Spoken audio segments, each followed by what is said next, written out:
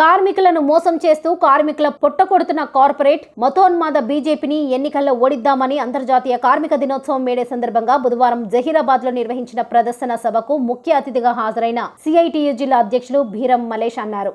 పెట్టుబడి వర్గాలకు మేలు చేస్తూ కార్మికుల పొట్టగొడుతున్న మోదీ ప్రభుత్వాన్ని గద్దెదింపాలని, తమ హక్కుల రక్షణ కోసం పిడికిలి బిగించి అమరులైన పోరాట స్ఫూర్తితో ఉద్యమిద్దామని, ఉద్యమాలు చేసి సాధించుకున్న హక్కులను పోరాటాల ద్వారానే కాపాడుకుంటామని అన్నారు. కార్మిక వర్గం కులమతాలకు అతీతంగా సంఘటికం కావాలన్నారు. పాలక వర్గాలు, పెట్టుబడిదారులు తమ ప్రయోజనాల కోసం కార్మిక వర్గాన్ని కులం, మతం, ప్రాంతం పేరిట చీల్చేందుకు కుట్రలు చేస్తున్నాయని పేర్కొన్నారు. ఈ కార్యక్రమంలో సిఐటియు జిల్లా సహాయ కార్యదర్శి ఎస్ మహిపాల్, వివిధ యూనియన్లు, రంగాల నాయకులు నర్సయ్య, సందీప్ రెడ్డి, నరేష్, గణేష్, యశోద, ఎల్లప్ప, బక్కన్న, పవన్, సుగుణమ్మ తదితరులు పాల్గొన్నారు.